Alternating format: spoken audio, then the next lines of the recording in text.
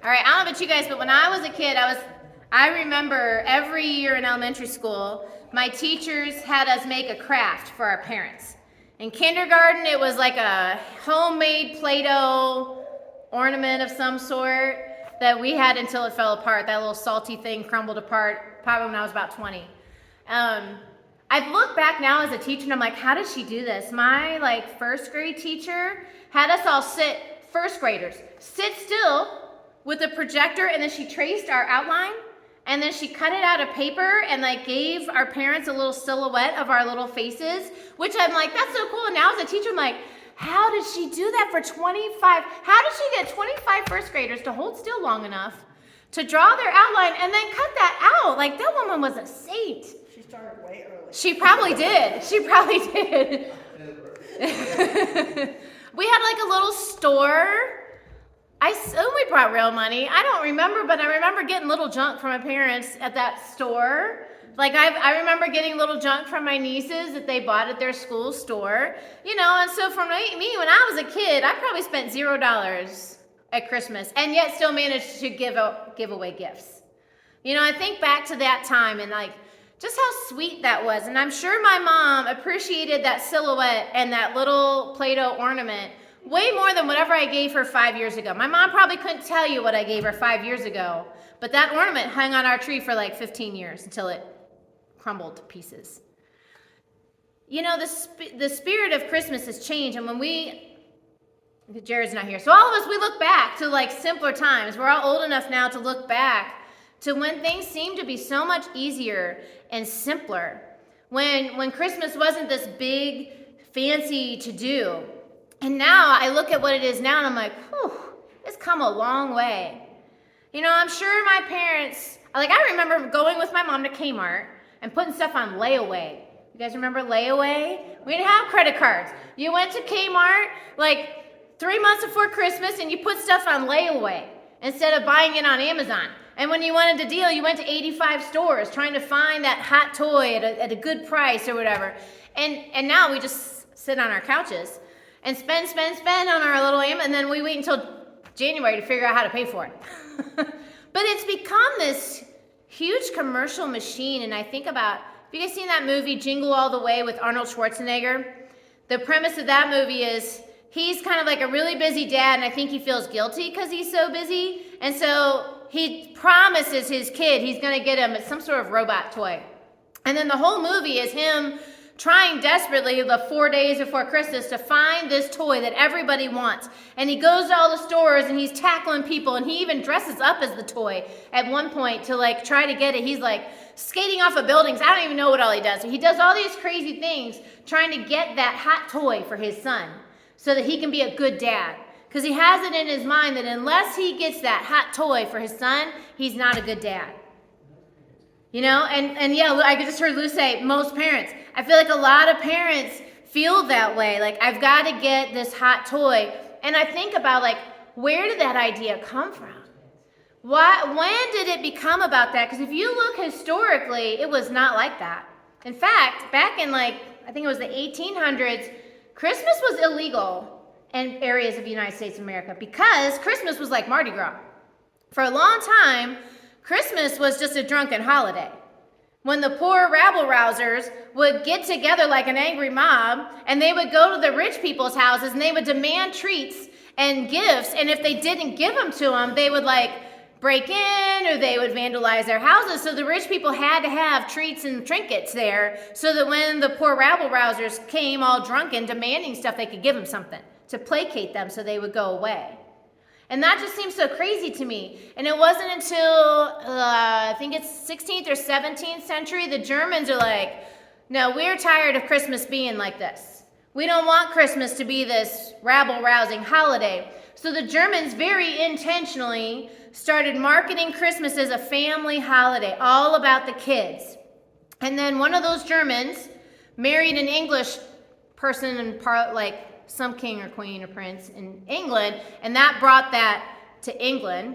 And that's when in England it started to become a little more of a family holiday, but it really wasn't until Charles Dickens wrote A Christmas Carol, which was 1700s, I think it was 1700s, that Christmas started to become about giving, like charitable giving and family and that kind of stuff. If you remember in the Christmas Carol, when the main guy, Scrooge's worker, wants off for Christmas, he's like, oh, you just want to pay day off. Well, that was a lot of the attitude of the wealthy. Like, oh, they're just using Christmas as an excuse to get out of a day of working. Until the Christmas Carol came out. And that started to change people's idea of what Christmas was. But this idea of gifts and toys, you know, if you think, those of you who, any of you guys in here do the St. Nick tradition in your families?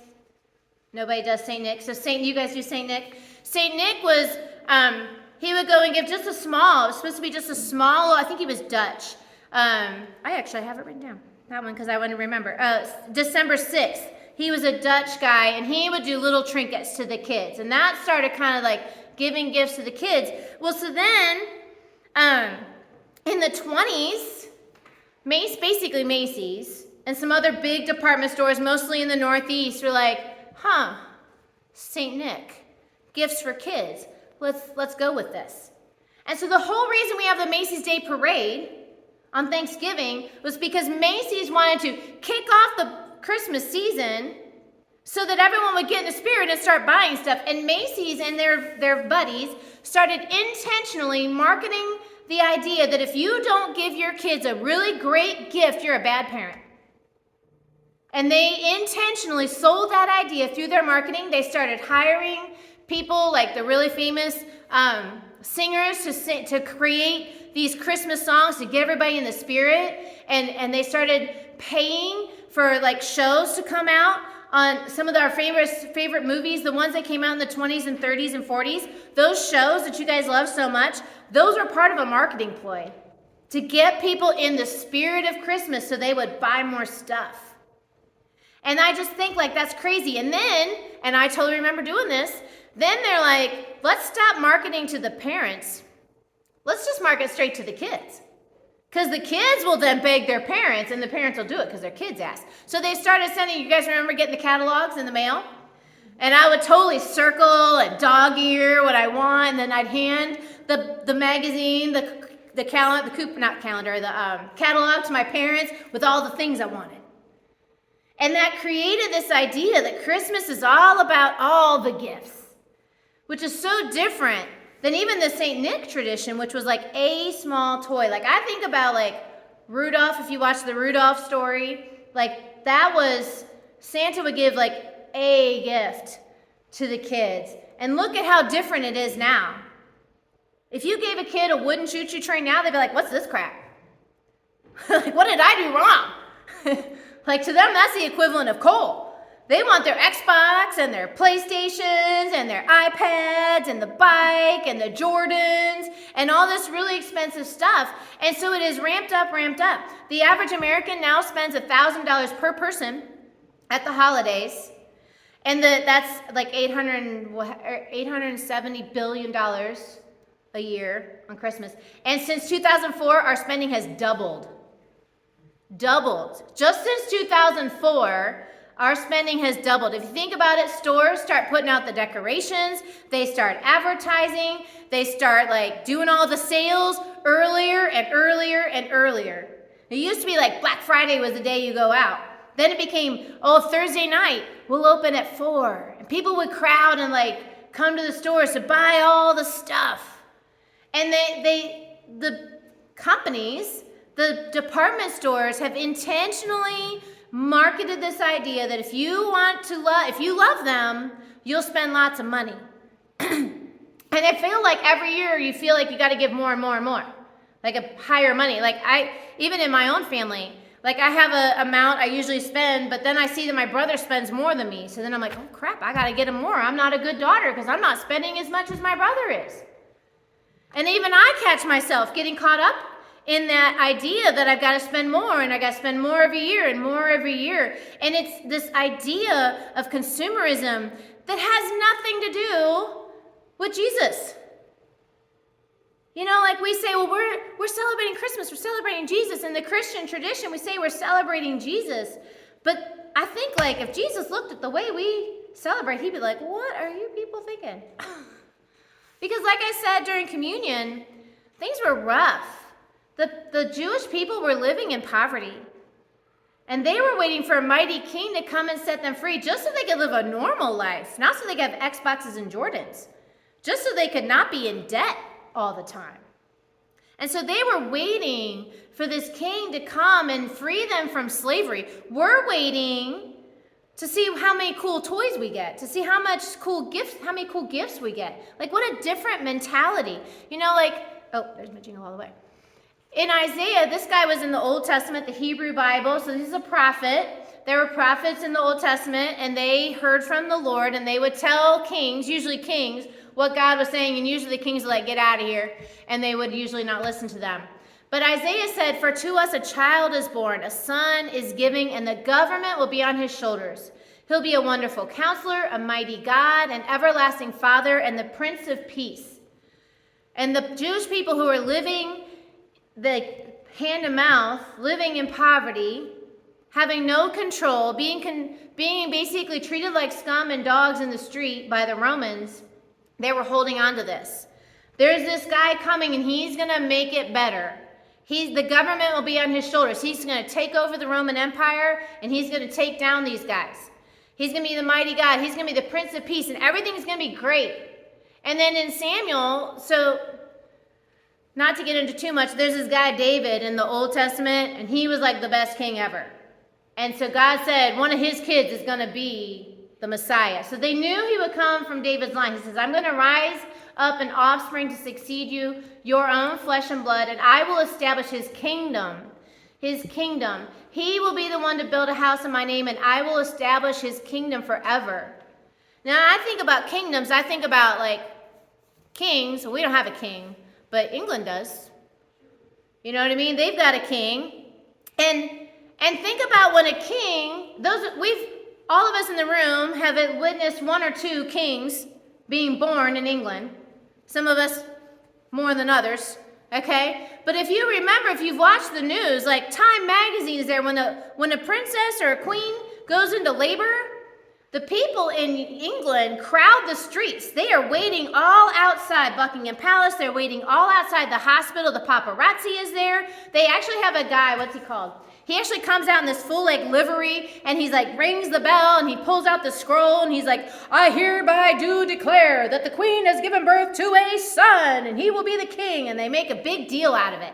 And and they shout and there's fireworks. And they put it in the cover of Time magazine, and it's a huge to-do. That is what the Jewish people were expecting. They were expecting this royal king to be born, and huzzah, and it's going to be this big, loud thing, and everyone's going to celebrate, and the country's going to go crazy. But instead, Jesus came in totally opposite of that. Instead, Jesus came in quietly. He says, in the days of Caesar Augusta issued a decree, a census, to be taken in all of the Roman world, and everyone had to go to their own town to register. So basically, I was thinking about this morning. Like, what if I had to go every 4 years to the town I was born to, like, register? That seems like that'd be so weird. So Joseph went up, also from the town of Nazareth in Galilee to Judea to Bethlehem. So that's his town. That's where King David ruled, because he belonged to the house and the line of David. He went there to register with Mary, who was pledged to be married to him and was expecting a child. And while they were there, the time came for the baby to be born, and she gave birth to her firstborn, a son. She wrapped him in cloth and placed him in the manger because there was no guest room available for them. So here the Jews are expecting Time magazine and fireworks and this big, huzzah, this big deal. And the king of all the kingdom, of all the world, came in quietly and was put in a food trough. Those of you who have pets, can you imagine putting your baby in their drinking bowl or in their food bowl?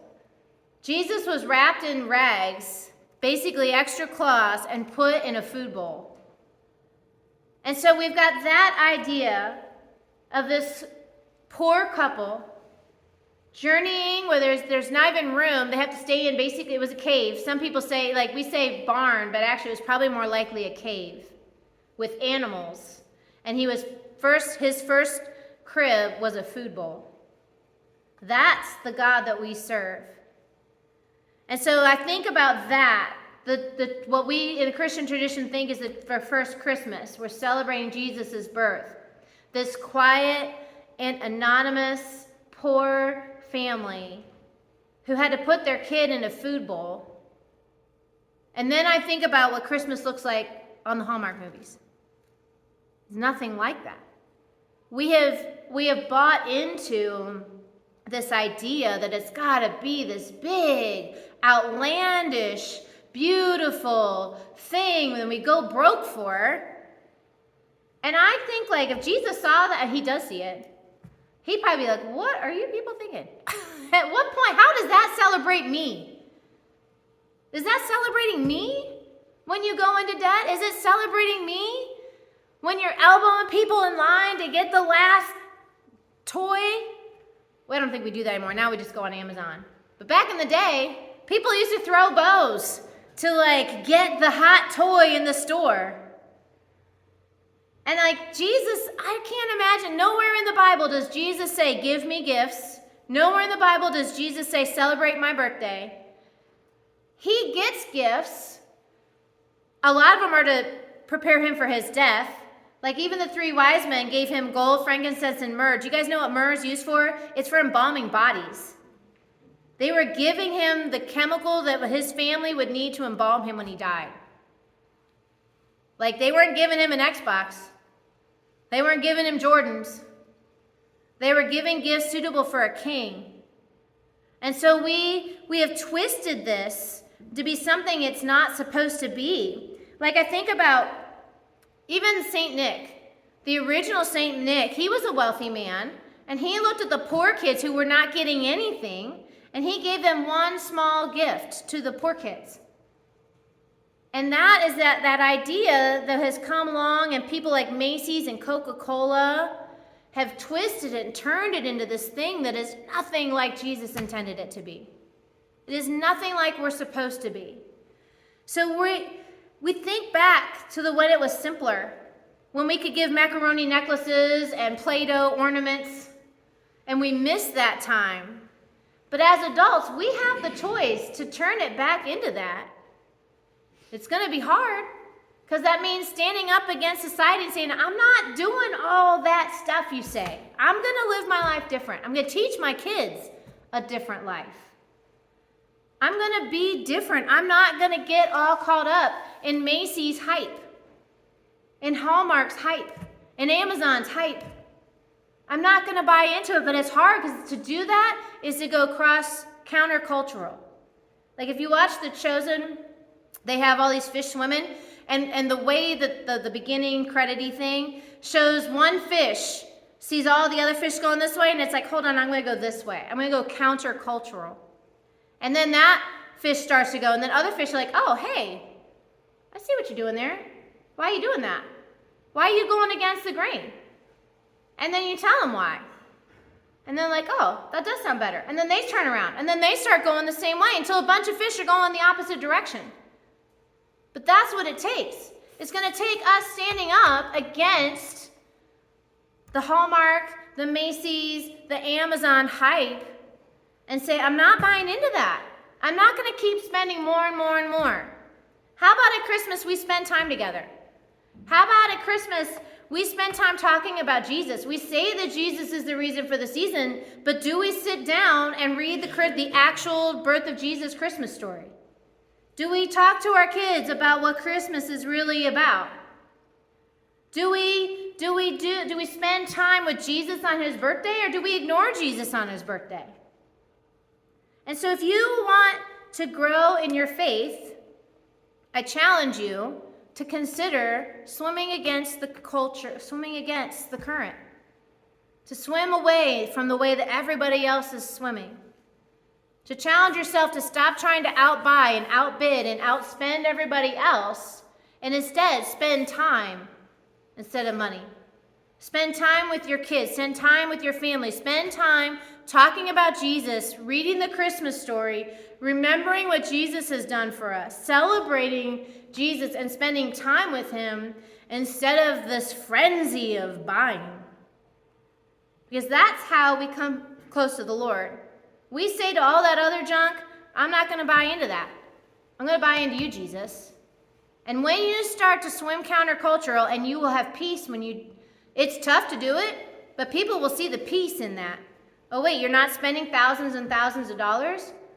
Oh, wait, you're not all stressed out because you're running to every other store and doing all the shopping and all this prep and all this stuff? Like, I kind of want that. And that gives you an opportunity to say why you're doing it different. That gives you an opportunity to share your faith with somebody. To say, you know what, it doesn't have to be like this. It doesn't have to be so stressful. We can go back. We can go back to macaroni necklaces. We can go back to Play-Doh ornaments. But we have to make a hard choice to turn around and swim against the current. And so this week, as we lead into Christmas, 1 week before Jesus' birthday, ask yourself, are you celebrating Jesus and his birthday? Or are you celebrating the idea that Macy's and Hallmark and Amazon have sold us?